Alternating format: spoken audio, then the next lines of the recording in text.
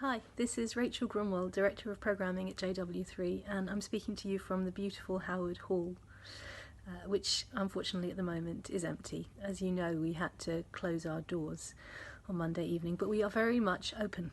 As you know, JW3 is not a building. It's a beautiful building, but JW3 is a project with a vital mission and vision. And now more than ever, we want to bring stimulation, inspiration and comfort powered by Jewish values, learning and life into your homes. So we're working really hard on digital programming for the coming months. JW3 TV, as you will have seen. Meanwhile, we've uploaded some of the best of our archive content from the last 6.5 years, so please enjoy. This content's free, but as you can imagine, this is a difficult time for us financially, so if you can donate to keep us going, to keep cross-communal space where everybody is welcome in play and healthy for the future, please do so. Enjoy! It's a great honour to welcome Rabbi Jonathan and Rabbi here this evening. Not the first time by any means, and probably not the last time. Oh, well done, thank you. Oh, didn't expect to be listened to. Just before I do the proper introduction, just to say that this evening you've seen the camera at the back.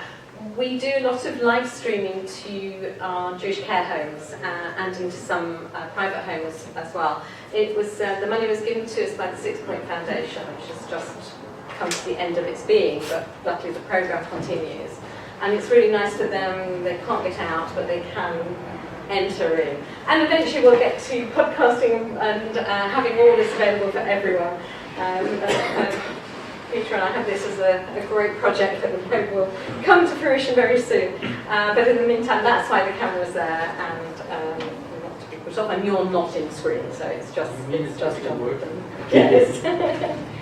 I'm sure Jonathan needs no introduction to you, but just to place it, a rabbi, a writer, and a broadcaster. He's a minister of Maidenhead Synagogue in Berkshire for many years now, but does lots of writing and lots of speaking, and it's a lovely cover on the book. And we're very pleased to have him here this evening. So I'm not going to waste any more of the time so you can get more of Jonathan and less of me. Jonathan, thank you again for joining us. And, enjoy. Actually, I was assuming you weren't going to move forward, so I was going to move forward to you. But anyway, I was saying it's probably easier. Now, my dad was a very good judge of people and had very good judgment by and large, but he was wrong in one respect. He was very worried when I said that I was going to become a rabbi. He thought I'd be living a sort of life hidden away in some kind of sort of ivory tower, divorced from reality. Big mistake. As you just heard, I found that rabbinic life has been a sort of an absolute roller coaster, dealing with sort of emotional traumas and moral crises and attempts at seduction and Machiavellian families and funerals that go wrong and weddings that are hijacked and multiple murders and a virgin birth, I'll come to that, ghosts, poltergeists, no ivory tower at all. What I'm going to do, I thought, is sort of share some of it with you, and actually it's probably appropriate that we make some of them sort of fairly interactive. So, let me tell you about one of my early traumas. This was a wedding which looked like sort of being a fairly normal sort of wedding. Of course, special for the couple, always is. But it would be following the pattern of most sort of ceremonies. There was one little thing that came up during the sort of planning stage, but it wasn't expected to alter the shape of the day, which was that the fact that the bride would not have any immediate family present. That was because her mother died some time ago, and she wasn't inviting her dad, with whom there'd been some sort of fallout in recent years, and she was an only child. But there were uncles and aunts and cousins and so forth, and so it would still be a sort of much shared occasion. Now, the wedding was literally just about to begin, by which I mean about 4 minutes, when a relative rushed up to me and said, "The bride's father's just turned up, uninvited." He'd heard about the date through a family source and was demanding to be left into the synagogue. So I, did what I had to do, which was ask the bride and groom what did they want me to do. And the bride was absolutely furious. and the happy smile of a few seconds ago turned into a venomous look that was sort of chillingly quick in its arrival. Cruella de Vil had nothing on her. She was adamant that he should not be allowed in, and she didn't want him to come through that door. What do I do? Do I let him down? No. Is it a public place? Is anybody allowed in? I mean, I know in some Orthodox synagogues people sort of just turn up to random people's weddings. So it's a public place, you're saying? No, I'm just curious as to whether that's the etiquette. So it wasn't in the shul, it wasn't in a house. If it was somebody's house, it would be. No, but I mean, is that private. the etiquette? Let's just say some random person wanted to turn up. Would that be okay? Well, public, I mean, synagogue is for everybody. I mean, certainly, in this case, it was the father's bride. There's no door to lock. There's no, well, actually, there was. But, as it happened, there was. It's a public place, as you rightly said, and she cannot refuse him to attend. He may not be under the chuppah, he may not be in the celebration, but they can't stop him going into a synagogue, surely. Right, so therefore you would sort of let him in but have him sat at the back, which is quite an elegant solution. Any other thoughts or Depends whether he was there. By the way, we've now only got 2.5 minutes. Maybe he was going to make trouble. What? You know, if he was going to make trouble, you've got to have two bouncers ready to. Well, interesting point. Why was he not invited? Was there a break? Would he cause trouble? Would he? I know we don't do it at Jewish weddings, but you know, like the sort of typical scenario Christian was. If any person me shouldn't go ahead. Maybe it'd been a better idea not to have mentioned to her and just said to him, she didn't want you to come, you're not invited, it's a public place, sit at the back, upstairs or the back corner and keep your mouth shut, and otherwise security would escort you. Right, so Don't let her know you're essentially here. deceive the bride Yeah. and hope she doesn't notice. Yeah. Okay, I can see where you're coming from. A bit risky just in case she looks up bad, you know, but I accept that. Good option, 30 seconds to go. Fire's warming up. Well, okay, I did suggest that, you know, although it had been in her intention, the bride, that he didn't come, now that he was here, and of course other people would find out, it might be kinder to let him in, you know, be charitable. And I also said that it's far better to err on the side of generosity than unpleasantness. And also, maybe in years later, she'd regret excluding him. There's also the question, you know, what messages to give to everybody else if you know, stop your own dad coming in. But she stood her ground and she said, if he comes in, I walk. You've got to choose. You bring me. Now, this was not a sort of technical debate, by the way, over whether who owned the front door, whether it was me or the caretaker or the shul board or whatever. The message was I had to act pretty quickly and it was now 10 seconds to go. And I felt very torn, as I guess you already sensed, because on the one hand it seemed cruel to exclude a father from his own daughter's wedding, and also to a certain extent shame him. And of course, if relationships improve, the one thing you can't ever do is be put back into the wedding photo that you were never present at. On the other hand, I didn't know what lay behind the hostility, and whether actually she had various, who knows what, use, I know what, you know, what are you thinking about? You know, maybe she had very good reason for seeming not to want him there. And he was still banging at the door, and as I said, it was now 8.5 seconds to go. And the guests were waiting, and the couple was ready to walk, and I felt I had no choice but to exclude him. Not happily, I took the view that Shabbat services are sort of open to everybody, but a wedding was really a private occasion, and sort of like invitation only. And the bride had the right to determine, and I may not have made the right call, by the way, the bride had the right to determine who came in on a special day. So I went outside and explained that to him, and I made sure he stayed outside as sort of open on the doorstep so he couldn't quickly get in. And of course it's really hard telling a father that his only daughter doesn't want him present. It was quite helpful that I was actually robed up. So I had my sort of gown and talit on, and it's sort of, you know how it is, If someone tells you to do something, you say, why should I? Someone with a peak hat tells you to do it, you sort of tend to get on with it. And he accepted it with genuine hurt and puzzlement. But that wasn't the worst part. I went back in, told the couple he'd gone, we started up, all the rest of it, and then 10 minutes later, I had to give the wedding address, which I'd obviously pre-prepared, and it was all about the value of family and good relationships and loving your parents. And it was really hard not to wonder what was going wrong in their lives,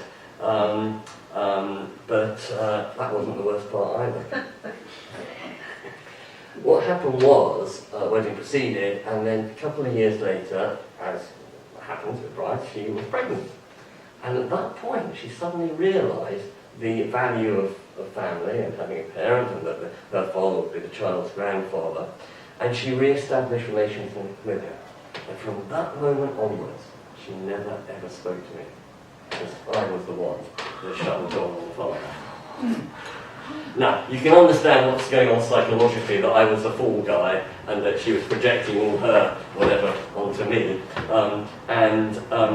In a sense, I didn't mind too much because, you know, okay, I was a fool guy, but if it meant that the father-daughter relationship had been established at my cost, well, okay, so be it. Now, curiously enough, I did have a reverse scenario a few years later when a much-loathed uncle, I don't know if anyone's got a much-loathed uncle in the family, turned up uninvited to a bar mitzvah, where he'd deliberately not been invited. And once again, I was asked by the boy's father to exclude the uncle from the building. But this time, I felt, no, it's a Shabbat morning service, it's open to everybody, and therefore, although I did actually get somebody to sort of, you know, keep an eye on him and make sure he sort of sat at the back and not next to the family, and they didn't disturb people at the Kiddush afterwards, I made sure that he was allowed to enter in. Okay, let me tell you now about Bob and Eve. Now, Bob and Eve were a very decent couple. They had been involved in the community, Maidenhead, both sort of religiously and socially. Oh, by the way, all these stories are true, but all the names, of course, changed. They were very popular. They were innocent. Pardon? To preserve the innocent. Yeah, I didn't want to spill things about you. Honestly, you know, I was trying very hard. Yeah. Anyway, a popular couple, and they often invited by dinner for other people, and they reciprocated, very hospitable. It came as a bit of a surprise to me, therefore, when Eve rang me to come round as soon as possible, and she meant really, like, can you do it within the next hour or two?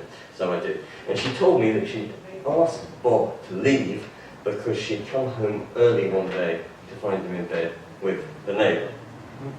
She was delighted. I'll explain why. Because after listening for a while, I said, well, you know, is this the first time that he's been unfaithful? And she confirmed that to the best of her knowledge, it was. So I, you know, said all those things you'd normally say about what a shock it must have been for you and how hurtful. I said, but you know, people do have lapses and do silly things and they regret it. If, I didn't suggest it was, but if I'd applied to him, would she take him back? I didn't say this right after 5 minutes, but after, you know, an hour and a half. And it was then that the truth emerged. Though she said she was actually glad to be rid of him, because beneath the genial exterior, he had actually bullied her throughout her married life. He was very considerate in public, but constantly demeaned her in private. And it all poured out of a rush, and it was actually the first time she'd ever spoken about it to anyone, and she was offloading decades of resentment. She paused for a while. I thought to catch her breath. No, in fact, it was to unleash another tsunami of revelations, including the fact that he'd abused her physically and sexually too. She'd never had the courage to speak out, as you know often is in that scenario, and she'd become more and more submissive over the years. But having been so shocked by this betrayal and catching him sort of red-handed, she was not going to let him get away with it, and it was like a respectable reason for a divorce, whereas sort of, you know, sexual brutality is a bit, you know, dirty reason, if you know what I mean. So she was, you know, determined to seize the moment. That wasn't the problem, though, for me at all, because, you know, these things happen, very sad, but the problem was that Eve applied for a divorce, got it, they sold the house, she actually moved away to be nearer to family, he stayed locally and remained part of the community. Now, Bob knew that I was aware of the affair, we talked about it, but I hadn't talked about the abuse because she told me that to me confidentially, and it was very personal, very private, and she didn't want me to pass it on to anyone. And the problem was, a couple of years later, you can probably imagine what I'm about to say. A couple of years later, he began dating another member of the community. And my dilemma began. Yeah. So this second person was a pretty strong woman, I have to tell you, and been divorced for a while. I knew she was looking for a permanent partner. And from what I could tell about them, just from the outside, it would seem to be a good match. But should I tell her, warn her about his past behaviour? No, because perhaps he was reformed. Perhaps he had reformed himself. Okay, you're a very generous man. And I think That's what his she report.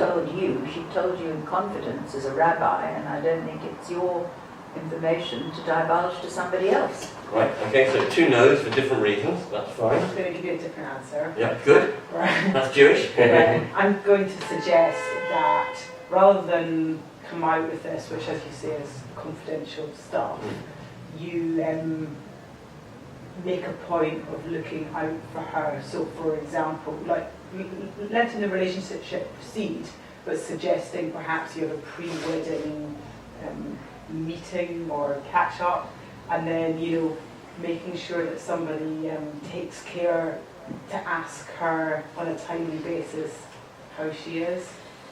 Excuse me, you're something sexually abusing you? No, Most people don't do it openly. no, they're not teenagers, but I think it's, I guess more, I'm just thinking because I had a friend in sort of similar situation as she got divorced and not far off from what you described. So the question is, would you say, if her ex-husband was dating somebody, what would you say? And I would say, well, as you say, people can change and they can have therapy and counselling and they might move on from it. But one second, what I'm going to say was the reason she was so submissive was because nobody ever sat down with her during her marriage and nobody ever said to her, are you okay? Yeah, okay, and that's fine, it's a solution. My only problem with that is that, we've known them, the original couple, Bob and Eve, for about 20 years. Nobody ever suspected. People have sort of been with them, been in their home, their big brothers. It's not like you could tell from the body language something was wrong, or that he snapped at her, or she was very icy, or they never held hands. Nobody knew. So it's a possibility, but there's always this danger of pretense, particularly as we know now, because it's much more open, that women who are abused often cover it up, and they sort of become almost defend the abuser and keep the illusion going. Could you put her off in another way, without necessarily giving away the confidences that have been placed on you? Tell them that. In my view, that once an abuser has really gone that strong and that long, they're not going to change. Right. It's in their makeup. Right. Would you have to involve the police or tell someone else about it or not? You wouldn't feel... Well, that's another possibility. I mean, there's not necessarily a right answer or a best. There's sometimes lots of bad options, and these are dilemmas. Genuine dilemmas. Professional, but Yeah. Can I ask you a question? What Yeah. people tell you as a rabbi, do they tell you, is it regarded as a confidence?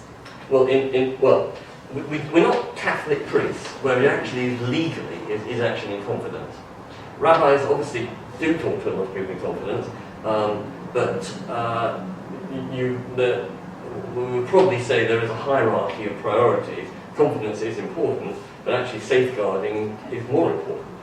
Now, in this lady, because she actually did tell me in confidence, and she said, "Look, I don't want you to tell anyone else." Well, that's her answer. Could you have gone back to the Eve and asked her if you could warn Yes, or I could have. She had actually disappeared off the scene, and I suspect, I didn't do it, but it's a good answer.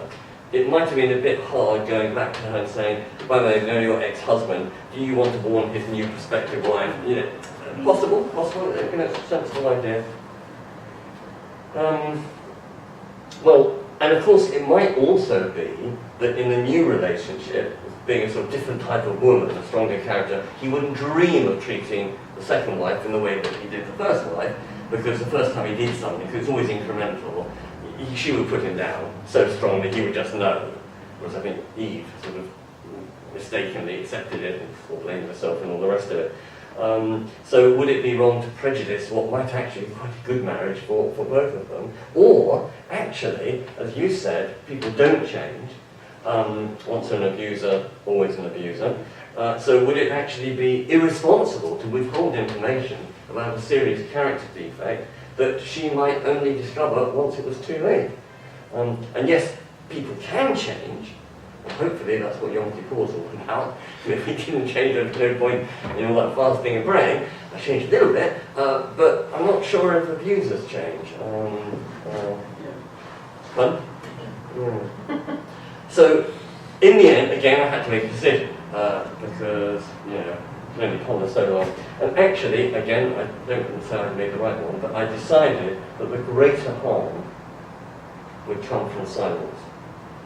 Now, it's not easy, so I had a chat with her, and it's not easy telling someone that the person they're besotted with at that moment, and with whom they're actually planning a future and putting great hopes, is not all he seems.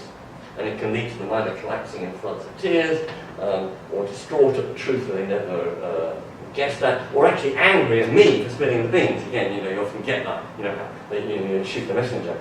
Now, in the event, she took it very calmly. She said she was aware of his past, but actually, I felt the way she said it was a sort of element of denial, as if, oh yes, he had a tough marriage and he said a few horrible things and maybe given a slap, but you know, she provoked him, she was such a bitch, you know, and poor Bob, you know, not at all. So I just felt it was sort of that sort of thing. Still, I felt I'd done my job. I'd given her the facts. It was, you know, she was an adult woman. It was now up to her to make a decision. And some months later, the relationship ended. Now, I didn't hear it from her directly, and she actually never spoke to me about the breakup, even though we sort of saw each other. And with most other people, I would have sort of found a way of gently asking, but I decided I'd sort of reckoned I'd invaded her privacy enough. And if she ever wanted to talk to me about it, she could, and if she didn't, she didn't. So yep. So did he ever find out that you said something? Oh, well, I don't think so. I don't think so, simply because I saw him as well, because he was still a member of the community, and he never said, "You were married!" You know. So she, I'm pretty sure in my own mind that she broke it up because of that, and that maybe, you know how it is, you when you're told something about somebody, suddenly little things you perhaps would have not ignored or ascribed something else. So now, oh, that makes sense, it all adds up. So I think she actually decided to just back away, and she didn't actually tell him the real reason, and therefore he didn't know. In fact, I literally bumped into him in the street, literally 2 weeks ago. Hello, how are you, Jonathan? You know, you wouldn't have said that to me if you'd been told. Okay, let's deal with the opposite scenario. Of actually keeping a secret. This is Jenna and Steve. They went to service after us, and it was a Shabbat morning, and they said very nonchalantly, Kiddush, you've got 5 minutes for a brief chat. And their sort of very casual attitude hardened the moment we sat down. So I said, well, yeah, how can I help? And Steve looked at me and said,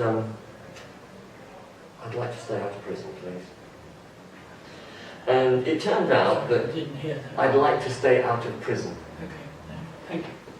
And it turned out that the wife, Jenna, had an elderly aunt who they used to visit from time to time, she was quite fond of. And when it came that the elderly aunt was no longer able to look after her affairs, she asked them to take over as a power of attorney.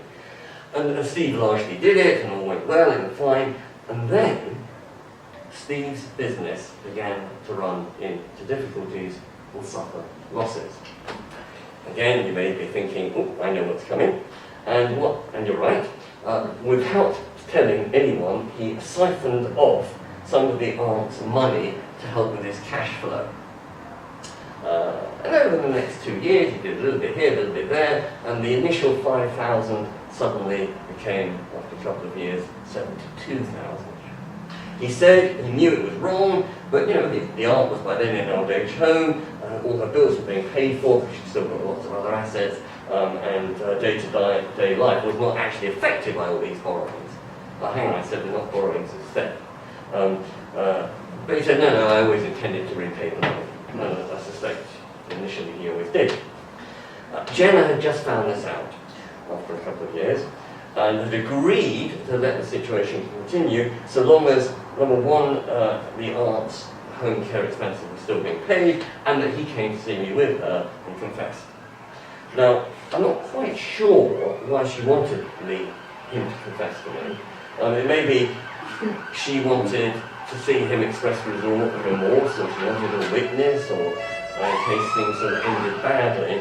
But what was clear was that she herself felt very conflicted because A, she was horrified by what had happened when she discovered it, the deception. But on the other hand, he was a sole trader, they had a mortgage and 2 children, and she was very aware that if he went to prison or he went under, the mortgage didn't get paid, and she was out on the street with the kids. And she didn't want that either. So we discussed the options that lay ahead, such as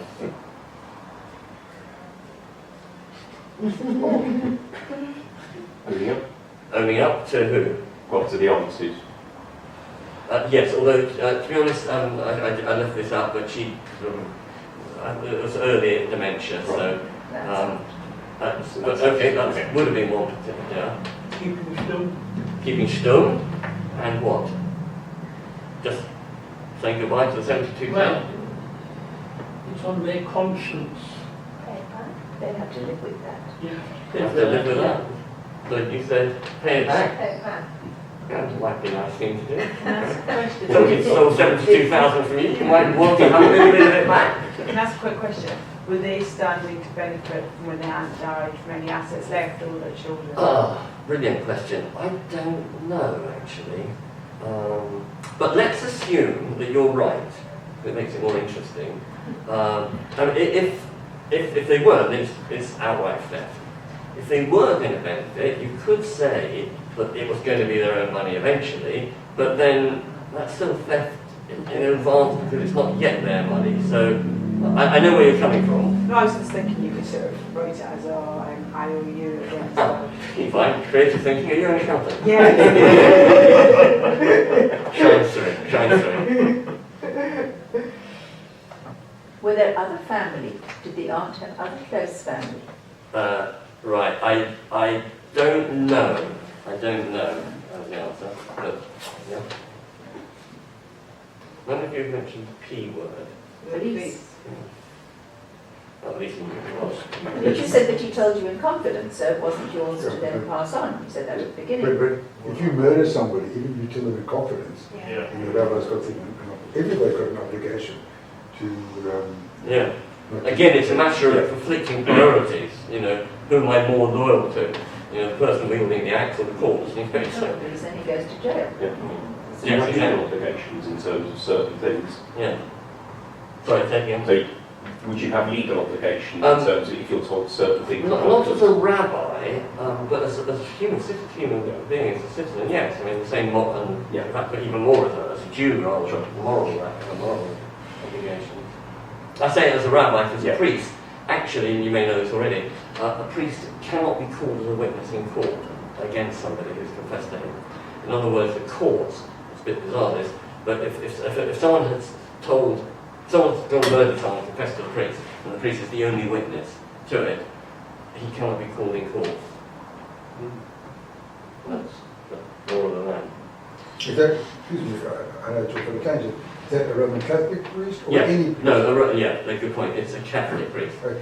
Church of England are not supposed to break confidence, but in a legal case like a murder, for instance, they would certainly be obliged to.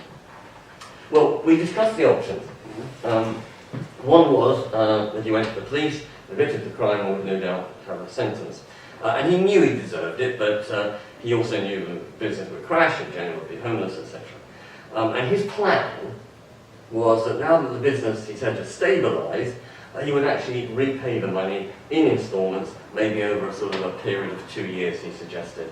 And if there was an outstanding amount still left and he couldn't pay as much as he wanted, then what they would do is they'll sell the house, his own house, and downsize and so as to release some capital, and then at the end of that 2-year pay back whatever was sort of outstanding. The only problem is, of course, what happens if she dies in the meantime? And then probate takes effect, in which case the missing funds will become apparent. But that was a risk he just had to take, ready for her health. So I said to Jenna, the wife, the niece, what do you think of that? And again, she was torn. On the one hand, it would mean he sort of got away with it, so to speak, and providing the plan worked, he would escape any punishment, any retribution. On the other hand, it would restore the aunt's estate, it would keep a roof over the family's head, wrong would have been righted, and damage would have been done. And of course, the other thing is that if he'd actually asked the aunt for some money in the first place, she might well have said, have a loan, interest-free. So, still, there's still one angle to this we haven't mentioned, that even if Steve, What happens if he started paying interest on this amount? Then he could argue, perhaps not very convincingly, but to an extent, that this was actually a loan. She, being having dementia, wasn't able to grant it to him, but if she had the faculty, she would have, and therefore he had the power of attorney. Sure, there was a conflict, but it was a loan, and he was paying interest on it, and he intended repaying it. That would be a pretty clever way of trying to cover tracks. I mean, somebody even cleverer might say, well, hang on, why is there no documentation? That's the least you should have done. Well, they would have created documentation. Yeah, okay, that's possible. Good. Is that what you did? No, but there was another option, which that even if Steve didn't want to confess, I quite understand why, at least, and even Jenna didn't want to shop him, I could. As a civic, it's my civic duty as a citizen or as a taxpayer or as a Jew. I could say, well, look, if you're doing it, at least I will go and tell because you've actually robbed an old lady, 72k. That's not a nice thing to do. Now, in this case, so again, they were sitting in front of me, I didn't have a lot of thinking time. It was certainly clear that, of course, the aunt had no idea about what was going on. And therefore, she wasn't suffering an emotional distress. If the plan went ahead, then the wrong could be rectified. And it struck me as one of those very rare cases where you could actually have an opportunity to turn the clock back. Now, most of the time when we mess up, as we all do, that's it. It's really awful. But this seemed a really unusual case where you could actually, how they do it in sort of rabbit sort of on cartoon here, run backwards and rewind and actually get back to where they were, where they should have been, and actually undo it and emerge relatively unscathed.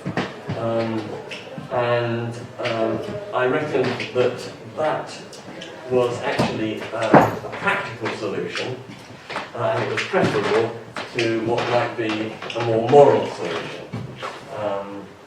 The only downside for me, of course, was that I was now complicit in the crime. Because by agreeing that his plan of repayment, I was sort of, Do you think there's sort of Jewish or halachic or, imagine that was like ask the rabbi or JC sort of thing. Or imagine like the rabbi who was sort of felt bound by halakha in that one. Do you think the Jewish law would have an answer for that, or do you think it just comes down to what you perceive morality to be? Well, you see, I think Jewish law is, on the whole, pretty practical, and although it might have been moral for him to go to prison, but in that case the money would be when they got the money back. Right, exactly. By carrying on with the business and doing these partial repayments, she actually might get the money back. And therefore it seemed to me, actually that was more important than ethical notions of right or wrong. Not that I'm dismissing them, but there was a practical element here. So I agreed that was a good idea, this partial repayment, they felt very relieved. I felt horribly tainted by having been involved. And I also wondered what the odds were about him being over-optimistic about being able to repay the money, you know, having gone almost fuller, you know, why was it suddenly, you know, going okay? And if he didn't repay, what would that do to the marriage, and where would that leave Jenna? I never found out, because what happened was, 7 weeks later, they disappeared from the face of the earth. All. Steve, Jenna, and the children. They moved away, the home and the business phone were disconnected. This is the day before mobile. Just vanished, absolutely vanished. Had the business been unable to cope and he couldn't do the repayments? Had Jenna gone off with the children and decided to leave him because she couldn't cope with the emotional stress?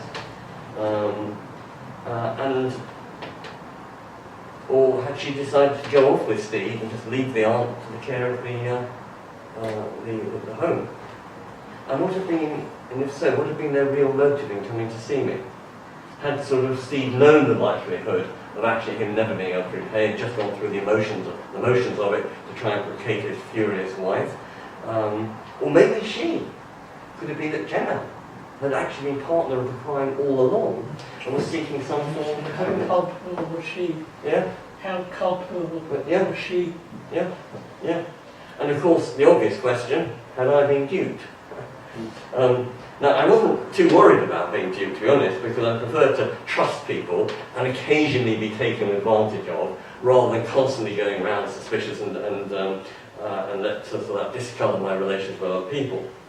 Now, you were going to say to me, what happened to the aunt? Well, actually, I don't know, because I never got to know the aunt's name. It was always Auntie. And I didn't know where she was and which town she was or the name of the home. So I genuinely don't know whatever happened to the aunt. But I do know that if ever that happened in the same scenario, I would probably do the same thing again and prefer to trust and hope rather than mistrust. You don't have much choice unless you have good reason. Well, I could have said absolutely no, or I could have said, look, you have to hand yourself in to the police, and if you don't do it within 2 days, I will. I think there are options, but that's the options I've chosen. Let's talk about Richard. Richard came in to see me, and although these are not all from Maidenhead, it's not that we're a pothole of problems, because I do various other things in life, and I'm a sort of police chaplain, and I also do a lot of work with other things nationally. And he came to my office and he sat down in the chair opposite me and he sighed. And it was one of these really deep sighs that indicated he was sort of gearing to tell me something that had just been on his mind for a very long time and just finally got too much to keep to himself. And essentially, so I just sort of waited for him to sort of finish his sigh and tell me his story. And essentially what had happened was he'd had an affair with somebody at work. And he kept it going for several months, but increasingly felt guilty. Guilty about cheating his wife and endangering the marriage. And so he brought it to an end without, so he said, hurting the other person too much, and before it became public knowledge, and apparently it was abroad, so it was very unlikely to get back. And he said to me, look, it was nothing deeply emotional, it was just the excitement, frankly, you know, the illicit sex, and although we liked each other, it was never actually going anywhere. So I, nodded and said, well, these things happen, and although of course it would have been better if it never started, actually he'd done very well in bringing it to a close, and done the right thing in extricating himself. But I was a little bit puzzled as to why he'd come to see me. And I said, do you feel you've put it fully behind you? Oh yes, he said. No, it's well and truly over. But what I wanted to discuss with you, Rabbi, was how best to tell my wife.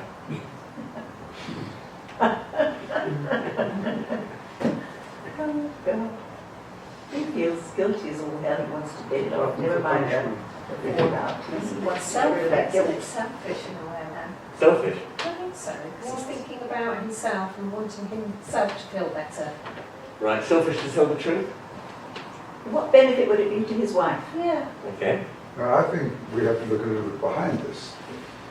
Does he want to tell his wife because he wants to get a divorce from her? Because if he doesn't, keep quiet. Right. So, okay. Is there a good way of telling your wife? But why does he have to tell her? Why does he have to tell her at all? You don't believe in honesty then? I would keep quiet. You? That's then. No, we don't want to hurt the girl. I'd be happy that I'd sorted it out without her finding out. What benefit, seriously, what benefit? Well, From the wife's perspective, would there be for her being told? Well, I have to tell you, he would be shocked to hear your comments. I'll tell you why in a moment. Because he would feel he had acted badly, and he wanted to do right, and he wanted to confess, and he wanted to do the right thing, and be honest with his wife, and be straight with her, and that she could trust him. Yeah, but it would hurt her. And it would undermine his marriage with her, and her confidence in him, her trust in him. Does anyone think he should tell her? No. Right. Well, And I wonder whether the role of the rabbi in that situation is to say, like, it's very commendable that you want to tell her. Well, there is a gamble with telling her that the marriage will just be over, that that will just eat her up so much that she won't be able to forgive you. So tell her if that's what you want, but do realise that And I wonder if telling her might finish it. what if in confessing to you, he's kind of, if he wanted to tell somebody he confessed, and maybe he's done part of that. He was thinking I've got it on my mind. Now he's really got half the benefit by confessing to you. Right. Well, I'm 100% on your side. Because my response was also to sigh and say, look, you expected me not to say this, but my strong advice is exactly as you say, not to tell her, because marriage is based on trust, and although you've broken it, she doesn't know about that. And if you do tell her, you'll just upset her terribly and endanger the relationship, as I think all of you have said. Now, if there was and we haven't quite mentioned this, but if there was a possibility that she might find out from another source, a friend in the papers, gossip, whatever, then obviously it would be better to hear from him rather than a third party. But the assumption was that she wouldn't get to find out, in which case, if it's all over, let it stay in the past, and why make her live through it? Now, he started to protest at this moment and said, look, I feel I ought to. And he genuinely felt he morally ought to. But I said, no, again, as you've said, she's actually the innocent party. Why make her suffer? And all you're doing is sort of shifting your guilt onto her. It's an emotional dump, really. And that cliche, ignorance is bliss, is only cliche because it's true. And I said, save her a lot of pain, don't tell her, and actually that way you'll give the marriage a chance of recovering. And if you feel uncomfortable, okay, that's your punishment. That's your punishment. And be a good boy in the future. Yes, also, good point. He, again, was very surprised at what I said. And I said, look, you're getting a bit self-obsessed. Because, look, you ended the affair to save the marriage, don't now wreck it by telling her about the affair. And you've done the hard part, which was breaking it off. Now actually get on with restoring the marriage and repay your wife, not by telling her, but by building up a good relationship. Now, he was sort of relieved to hear that, so he didn't really want to have to do it, but he just strongly felt that he ought to. And like you, I would always agree that honesty is a value. It's not always the best policy, and it's much more complex than simply telling the truth. Now, that was about 15 years ago. Richard and his wife are still married, and if I asked her how things are, she would tell me that she was so lucky to have one of the best husbands in the world. So, you were right. Well done. Okay, shall we talk about virgin birth? Yeah. This affects Doris. Virgin birth. Sorry, my voice has dropped. It does actually happen though, because people have IVF. Well, let's hear about Doris, who was an attractive divorcee, but at 38 she was beginning to worry that she might never have children. not having had it from the first marriage. And when she rang me to say she was pregnant, my first words were, great, well done, congratulations, very pleased for you. But then, a couple of minutes into the conversation, remembering that she had never actually got a permanent partner, I sort of felt obliged to follow up with the obvious question of, so tell me, who's the dad? By the way, you might think that's a bit intrusive, but I've always taken the view that one of the rabbi's jobs is always to ask questions that other people don't ask. Such as that one, or like in your hospital and someone's terminally ill and ask them if they're afraid of death, or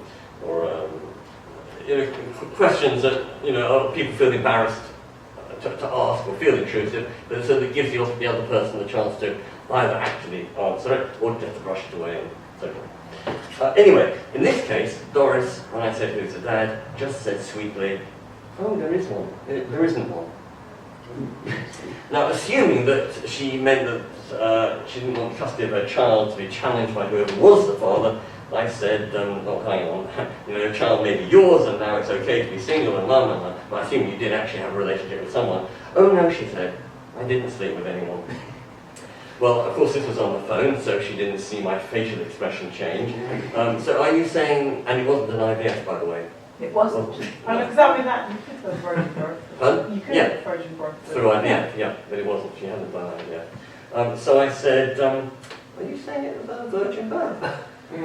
"Well," she said, "nobody else was involved, so I guess so."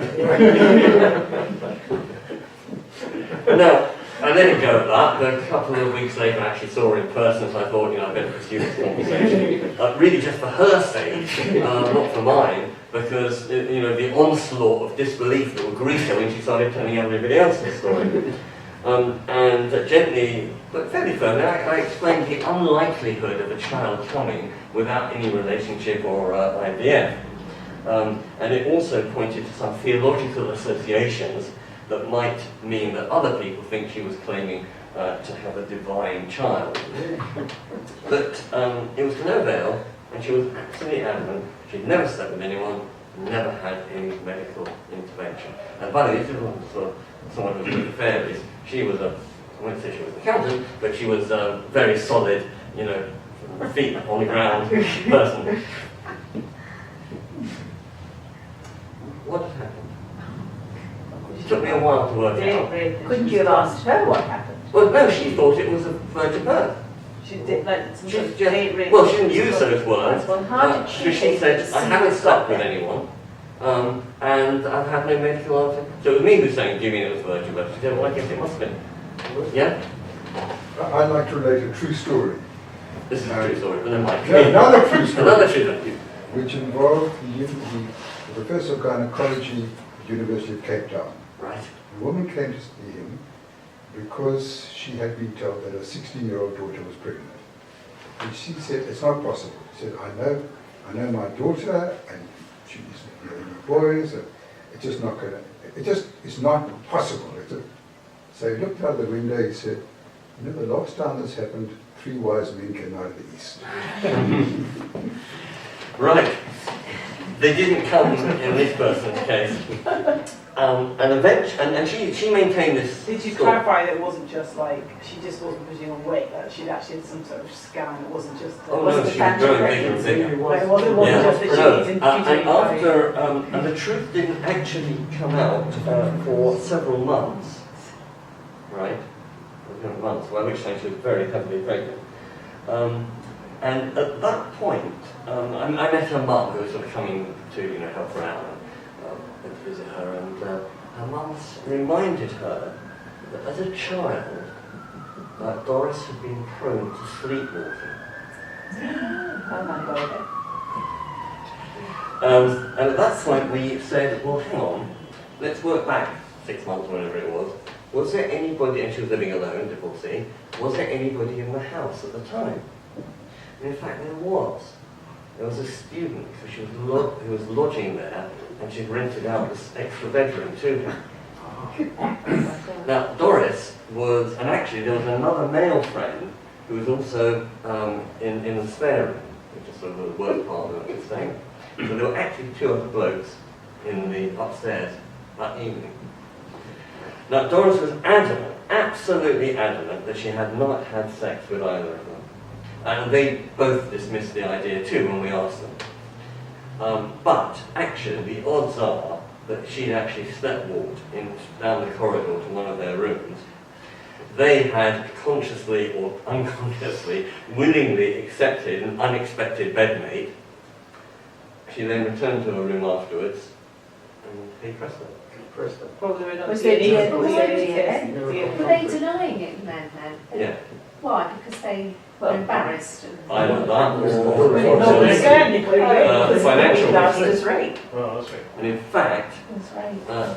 3 years later, she said, look, I don't care, if it was them, it was them, but I don't believe it anyway. But actually what happened was about 3 or 4 years later, not working, being on her own, she actually found it very financially difficult. And at that point, I think the family said, look, you've got to establish who the dad is so you can have some kind of financial. And they did DNA on both of them, and one of them turned out to be the dad. Which one?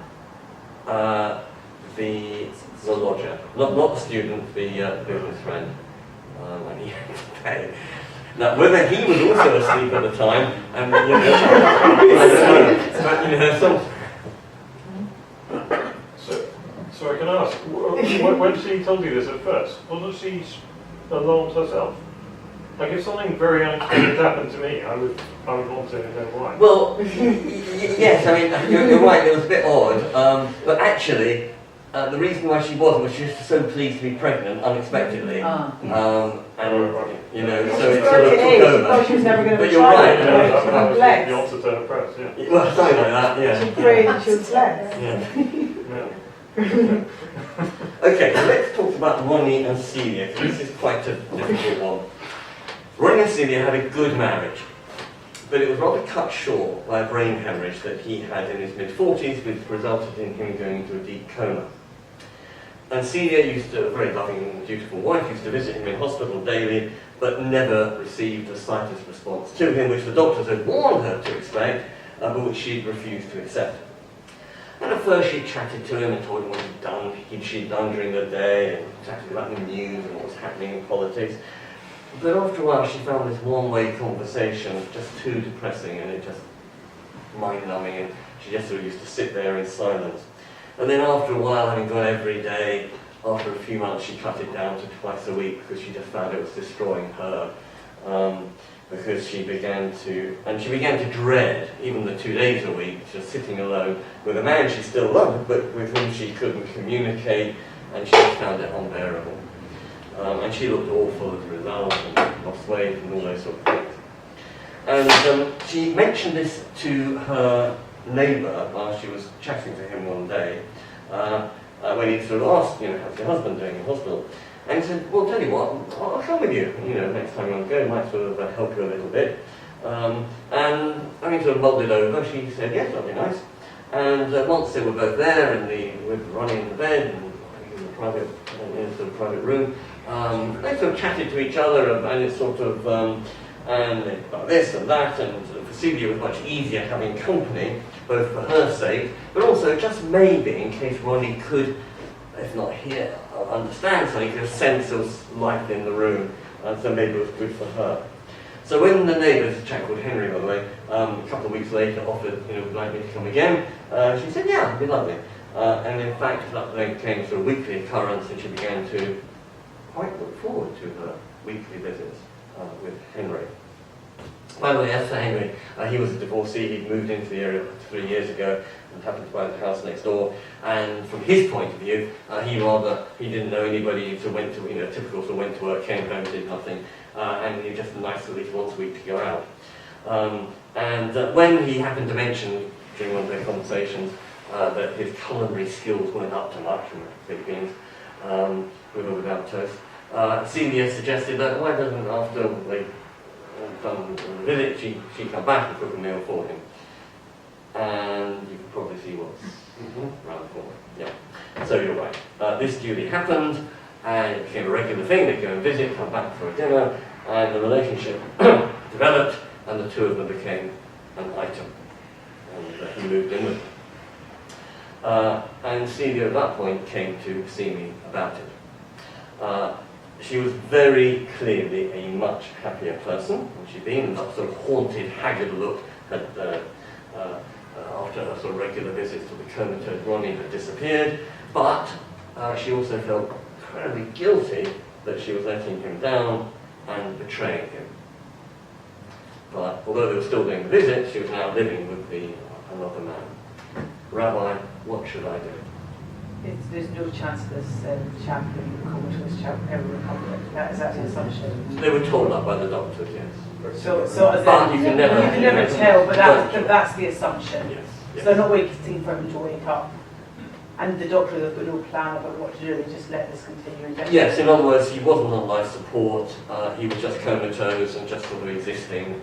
And this was probably about 18 months down the road, or maybe 2 years down the road now, since the original occurred. And, you know, recovery, if it's not done within the first while, tends not to happen. And could she unilaterally divorce him? Well, okay, there are various options. Do they have children? One is divorce. Did they have children? Good question. As it happened, no. If they had had children, what would you have said? Well, I think it would have been difficult for her to, it depends the age of the children, but to bring another man into the home when there are teenage children with a living father, I mean, that, you know, becomes difficult. Yeah. Although they may have understood, but yeah, good point. Any other options? They can still hear, even though they're comatose, as you say, their hearing is the very last thing. So that the husband, prone that he may be, would have heard what was happening. Yes, May you're not right. have understood, but he certainly would have heard. And what she said to me was, look, when we go there, we're always very on best behaviour, and we don't hold hands or say lovey-dovey stuff to each other. It's still a visit, you know, and Henry still comes with me, and they usually go there 2 days. It's just instead of going back to separate houses, they go back to the same bedroom. And she felt conflicted about that. So, You're saying what are you asking us? When What- that's well, she was right. asking me what should she do. I mean, there's been, this has come up in Israel in terms of like an orthodox setting whereby in the Bet Din, you know, like basically, was it in the news, wasn't it, from Israel? When Bet Din gave a get like, on behalf of him because he was. Right. Well, so that's basically saying divorce. I mean, Okay. for a secular couple, you can initiate civil divorce proceedings. Yep. Did she want to divorce it or not? Or she just happened to carry on with the relationship? Well, let's talk about the options first. So Well, that's feasible because in fact we have a personal experience of a dear friend of ours who has a daughter who is in this situation like the Henry and the husband, and this is a very orthodox setup altogether. And there's something in the Talmud that says if you get the signature of 100 rabbis that allow you to get, it's the word isn't to get, it's something like that you can then take another wife, you can take a second wife. Yep. And that's fact. Yes, no, you're absolutely right, and that has happened. It's very, very rare. So. But that would have Getting 100 rabbis to agree. Sorry, that would have gone hand in hand with the civil divorce as well. No, it's not been a civil divorce. No. These people are only interested in Second Jews. wife. They're No, very- well, that he you'd be has committing bigamy. You're not like. I mean, under UK civil law, you'd be committing bigamy. You go to prison. They don't live in this country. Oh, okay. And believe me, there are many rabbis involved You in this. could do that in the UK because as soon as you took the second wife, Yeah. Or you can get civilly married to the next. They might have. no, you still can't do divorce. that. Jewish weddings. But if you're Jewish, Well, you that's can have a an civil exception. divorce, but to enable you to have another relationship, you have to have the get. Yes, but you wouldn't go to prison for that. Right. It's a horrible one. None of you have said the most obvious thing. She should split up with the new partner. Yeah, I mean, you could have said, hang on, this is adultery. Thou shalt not commit adultery. I believe it says it somewhere. Either in Exodus or Deuteronomy, or maybe both, actually. Why are we saying that? Split? Extenuating circumstances. Yeah, I think she's thinking that already. That's why Sorry, say it again. I've just seen that she's worried about that anyway. That's why she's. Yeah, also- but I could have said in response, Yeah, you're right. you know, You know you're worried. You're worried about that. Yeah. Should I? But he would want her to be happy, wouldn't he? You know, he wouldn't want her to just be single for the rest of her And that's life. what the time scale was at this point. I mean, how long had he been comatose for? Okay, well let's draw these threads together then. So, like you, and certainly your initial reaction, I felt enormously sympathetic for her, because it had been a good marriage, and also she'd been a very dutiful wife. So she wasn't someone who was going off and looking at other men throughout the marriage, and she'd also been very dutiful once he was ill and comatose and so forth. And the question is, the doctors had said that there was no hope of recovery. Did that mean that almost she had to be entombed with him? Or could she have a right to renew her own life?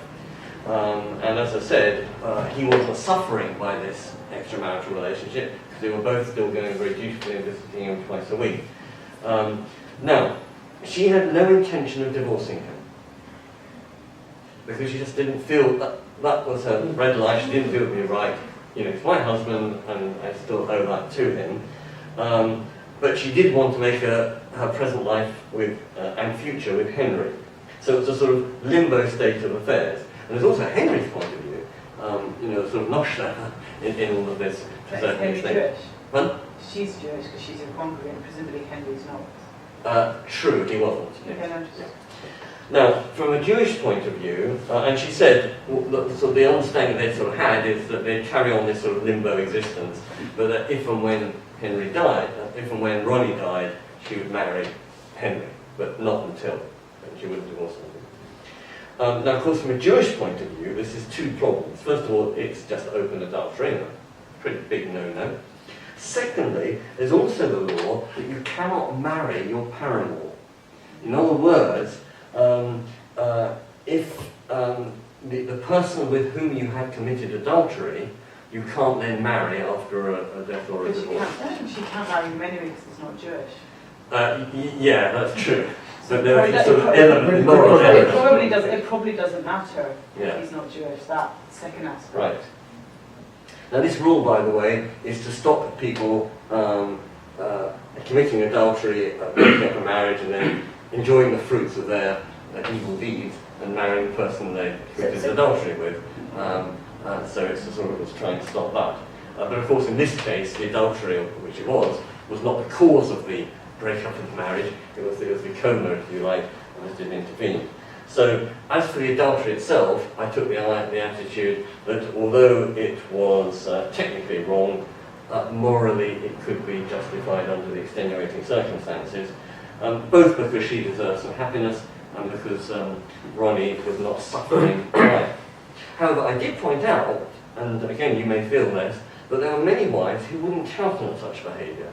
And they would have said, yes, I enjoy Henry, but it's going to stop there, and he goes back to his place, and I go back. And there's lots of people who would have actually built a wall, a moral wall, if you like, between the two. And that has to be, perhaps would have been the ideal situation, I don't know. So that's more or less what happened, although with a strange twist. And the twist was that she went away a little bit relieved, I think, because she didn't want to feel that she was doing morally wrong, but she wanted to keep on a relationship with both people, in a sense.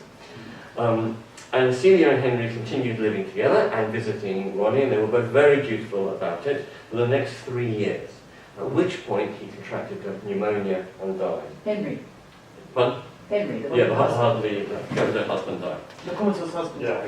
Yeah. And after a respectable interval, they got married. And 2 years later, they got divorced.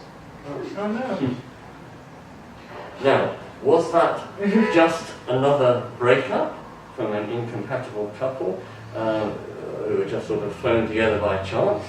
Or actually, was it somehow more subtle, and that the death of the absent third party to the relationship, a triangular relationship, and the death of that third party somehow irrevocably weakened their relationship too? Did he have anything financial to gain from having married her? No, there was a genuine No, marriage. but then a they genuine divorce, and with divorce, then they have division of assets. And Yeah, no, I don't think that came into it. I just think somehow The the glue had relationship. Huh? The glue had gone. So, yeah, somehow the glue, the prop, the whatever, had gone. Very strange.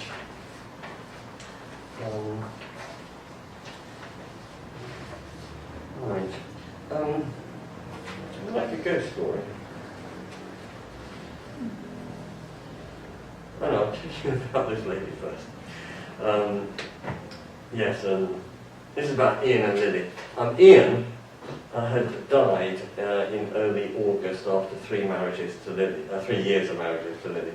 Now, this is one of those relationships where you can say that the couple were devoted to each other. Now, you often hear that being said, and it's sometimes not true. But this couple really were devoted to each other. It was absolutely true. And it wasn't just a cliche. And I called Lily after the funeral just to check up on her, because it was about a month after the funeral. Because often I find, and about you, that's when actually it's the hardest period. Because, before the funeral you're rushing around and you're doing things and arranging forms and certificates, and then after the funeral, people are very good and neighbours and they phone up and family friends. But then after 2 or 3 weeks, things begin to tail back and everyone else gets back to normal. But of course for you, you've lost your partner and life isn't normal at all. And so I just sort of rang up, had a chat and asked her how she was coping. And Lily was surprisingly cheerful. She'd gone back to work, which was actually in a estate agent firm. But she developed a particular routine which she told me about. She said, Ian, husband, had also worked on the high street, so we often used to meet for lunch. So what I do now instead is I go to the cemetery every day in my lunch hour, and I take a plate of food for Ian. And I leave it on the grave, and I have a chat. And you know what? When I come back the next day, it's gone. It loves the food I bring.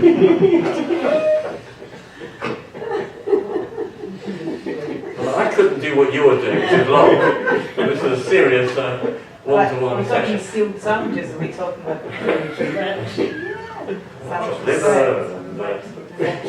Now, what's going on and what are the issues?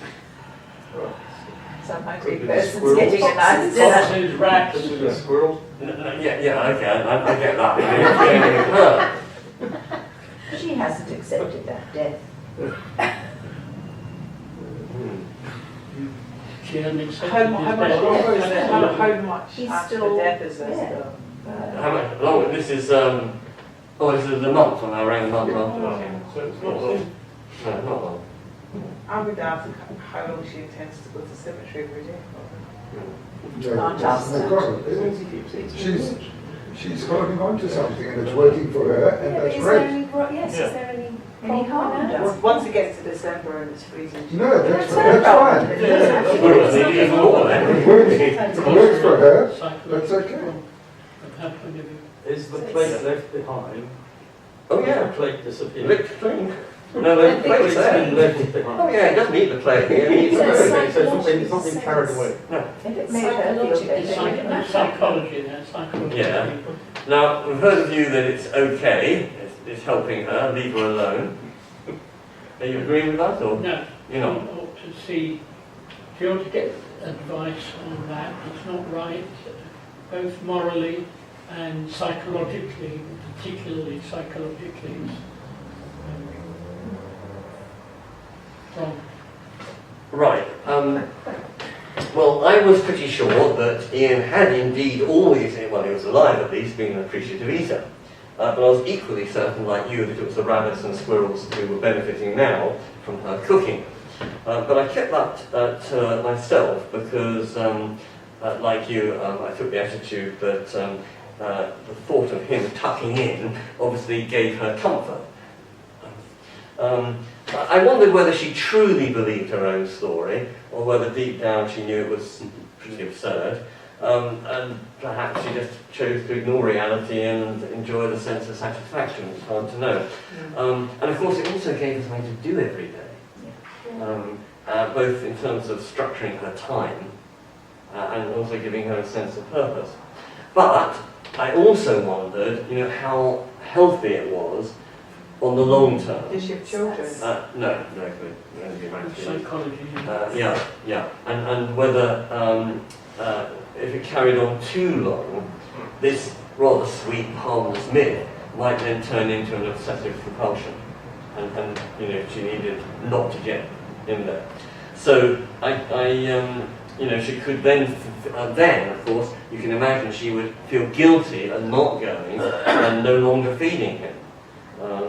And it also sort of, again, although it's sort of a little bit cute to begin with, it might sort of delay the grieving process if you're sort of like in denial at some level.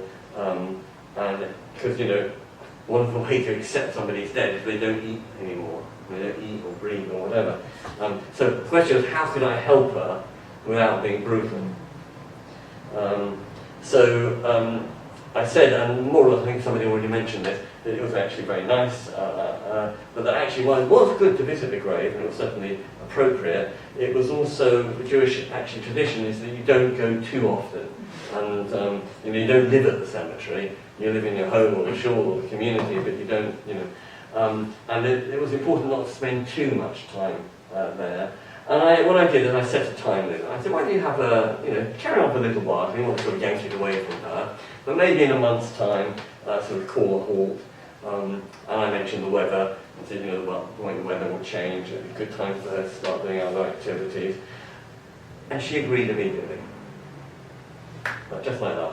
And I suspect that she knew it had to stop, but that she didn't know how to end it. And I'm sure you've come across this, where sometimes people need permission to take the steps that they're perfectly capable of taking themselves, but they need that sort of nudge to help it happen. And I have to tell you that next time I was at the cemetery, there were some very hungry looking rabbits.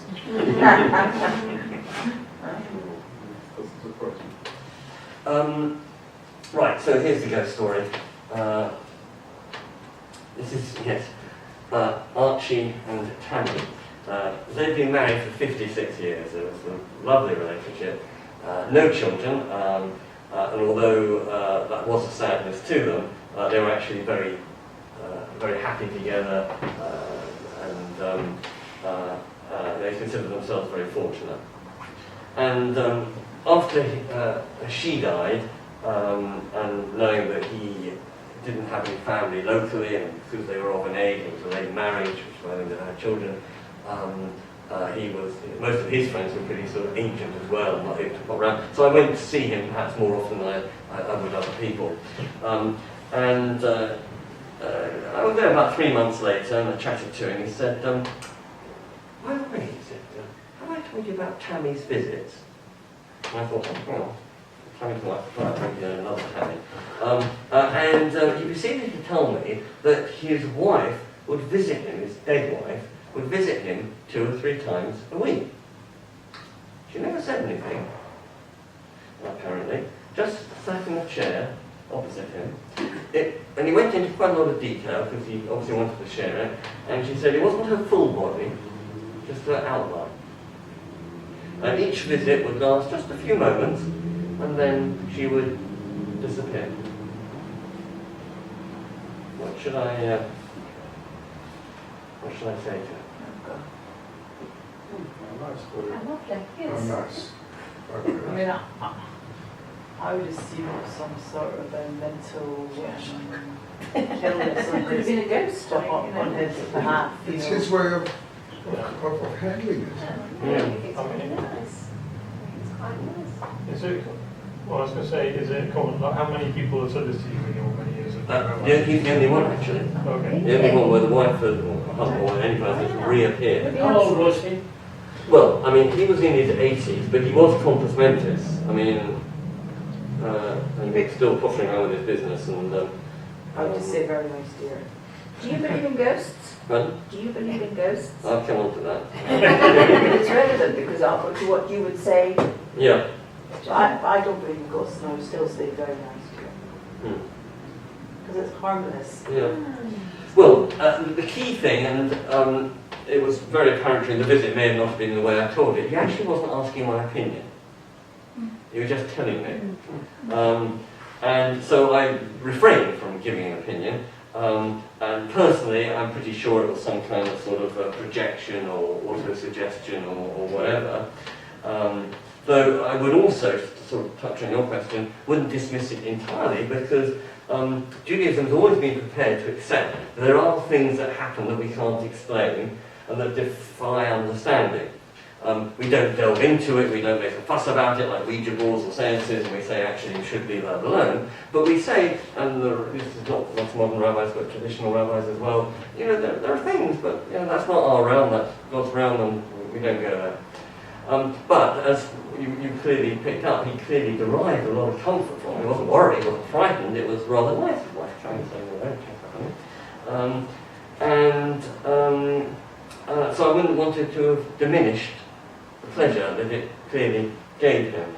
And if he said to me, do you think this is true? I would have probably said something like that I accepted what he told me, and that I hope that she would keep on coming for a long time. Which leads to a similar theme of Miriam, who was a very down-to-earth woman, immensely practical. For instance, when her husband was ill, she took over his business affairs till he recovered. When the children had problems, she was the one that normally sorted them out. I was very surprised, therefore, to receive a phone call from her to ask me to come round and say a prayer to get rid of the bad spirit in the house. So I listened to her tale without interrupting, lest she think I didn't believe her, and she said that a strange atmosphere had developed recently, as if there was something negative in the air, and she'd heard noises, felt hot and cold winds, lost items turned up in strange places. What's going on?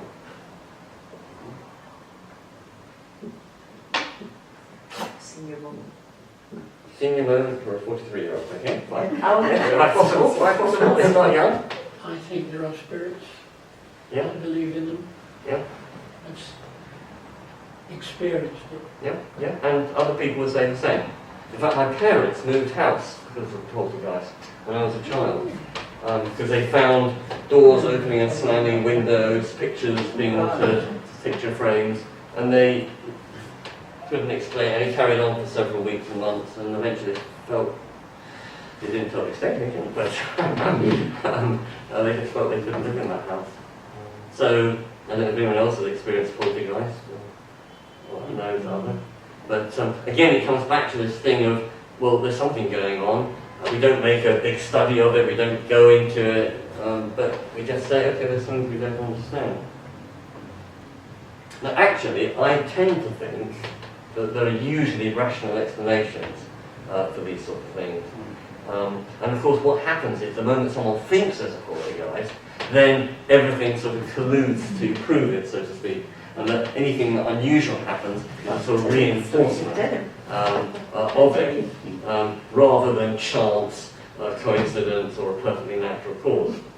But as I said to you, I told her that Judaism, accepts that there are things we don't know and can't explain, and it may be that there is a spirit realm, maybe, but I don't think it controls our lives.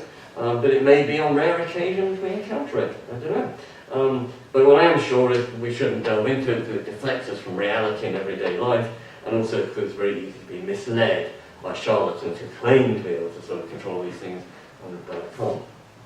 But although I did recognise that although Miriam's angst, and she was really very upset and bothered by it, because her house she lived in every day, to my eyes, was just a subjective matter. In her eyes, it was an objective reality.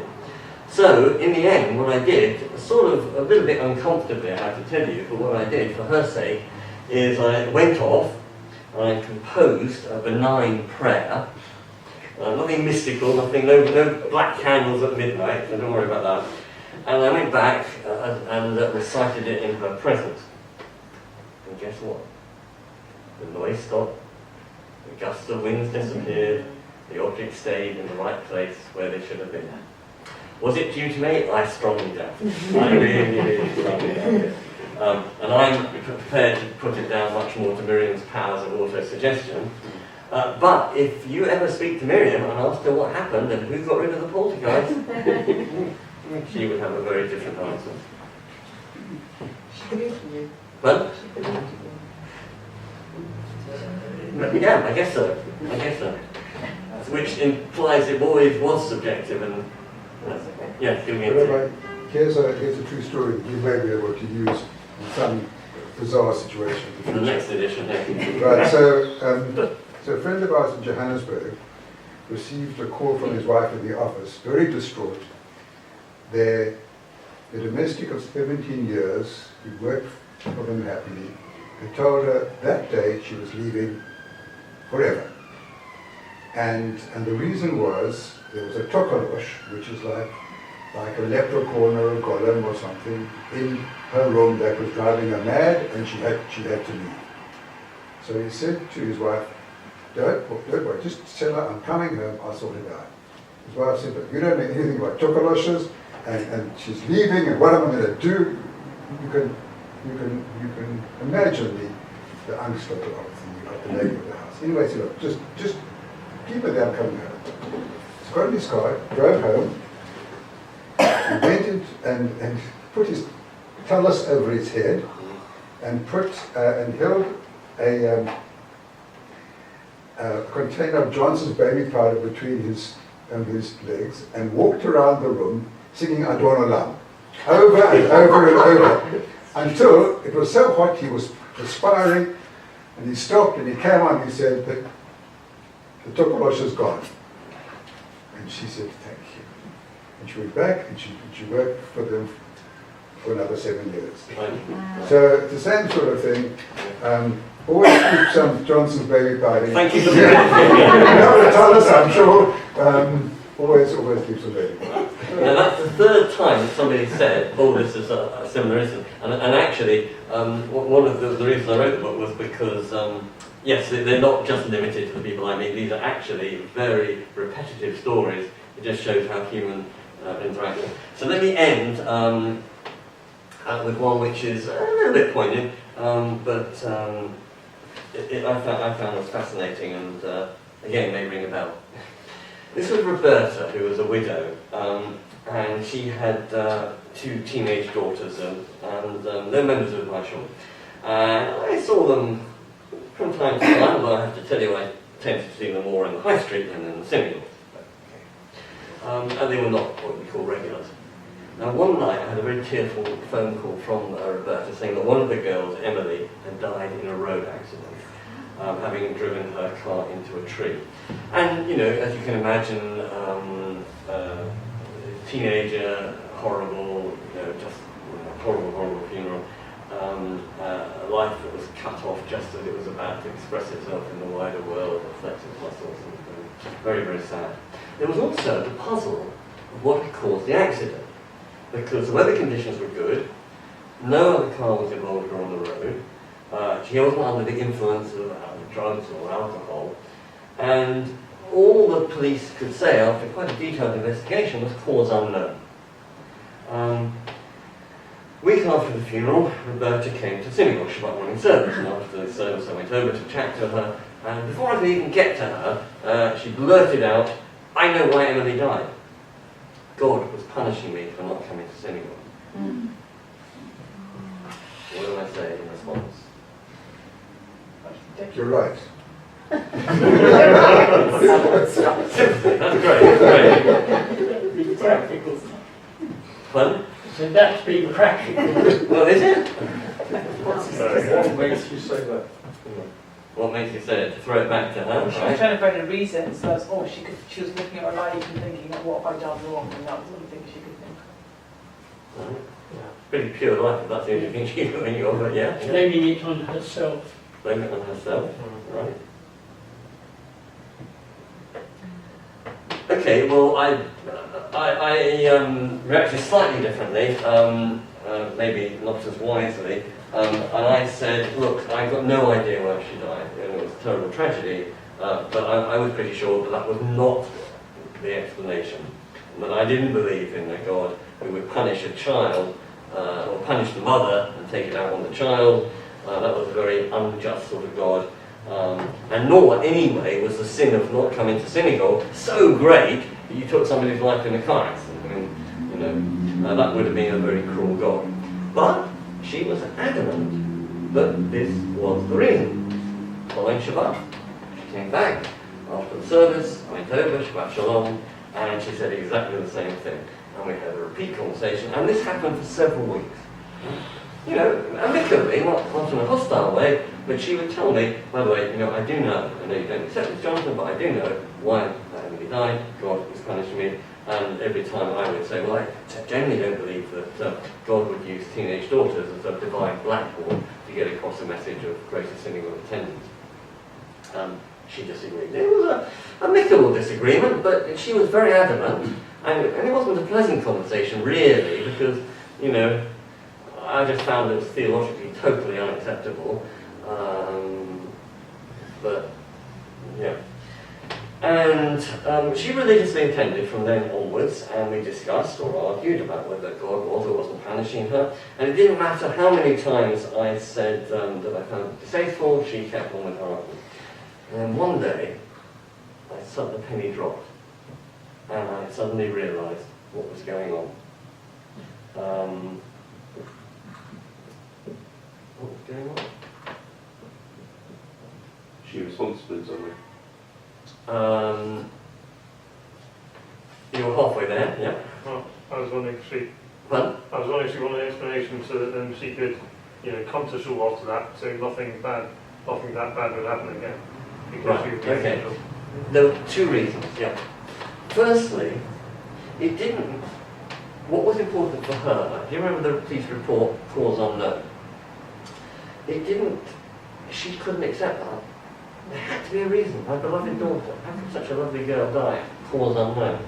It can't be chance. Chance is too trite a word to take away that life. And what had happened is she found a reason for the accident. God punishing her. It didn't matter whether it was a good reason or a lousy reason, it was a reason. Even though, in a more rational moments, I'm sure she would have thought that God, you know, punishing her daughter maybe theologically dubious, it answered a deep emotional need. There was a cause. Whether she liked it or not, she could rest from her search for that impossible why. But why synagogue rather than something else? Maybe she hadn't maybe there was some other thing that God didn't like about why would you pick on synagogue rather than on anything else? Ah, because of the second reason. Okay, alright. Going to that, yeah. Okay. And that was, remember, she had another daughter. And she wanted to protect that other daughter. How does she protect the other daughter? Coming to synagogue. By coming to synagogue every week, she was lessening, as you were sort of intimating, the chances of a similar fate befalling the second daughter. But why So in other words, it wasn't just a matter of atoning for the past, it was actually protecting the future. No, but why not saying like it was because I didn't. It's quite Well, like I I'm don't just know thinking there must be some other like positive commandment somewhere that she could Yep, have pinned it on. yep, yep. Why didn't I But do she enough good did. deeds or visit the Yeah. seminar or give enough charity or Anyway, I mean, you're right, but that's what was going on That worked beneath for it. her. Huh? That worked for her. Yeah. And so from that time on, whenever she told me that God was punishing her, I didn't disagree anymore. I just stayed silent, I nodded. Yep, Shabbat Shalom. Come on, that's finish. She would nod back, sort of a bit pleased that I'd let her win, but a little bit displeased that she'd missed the chance for yet another verbal assault on it. And of course she carried on attending synagogue for the rest of her life, same the other daughter. Although of course what happened was that she then became a familiar face and a regular part of the community, and whether or not coming to synagogue regularly had any protective effect on the other daughter, it certainly had a beneficial effect on her, and she inadvertently discovered a new home for herself. So, there we go. Right, I was talking about 9, and it's 9 now.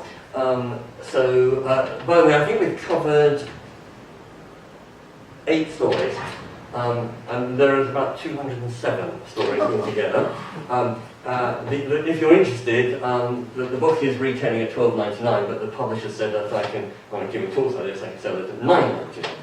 So if you want a bargain at $9.99, then welcome to take a book, or buy a book rather. And if not, then thank you for coming. Thank you.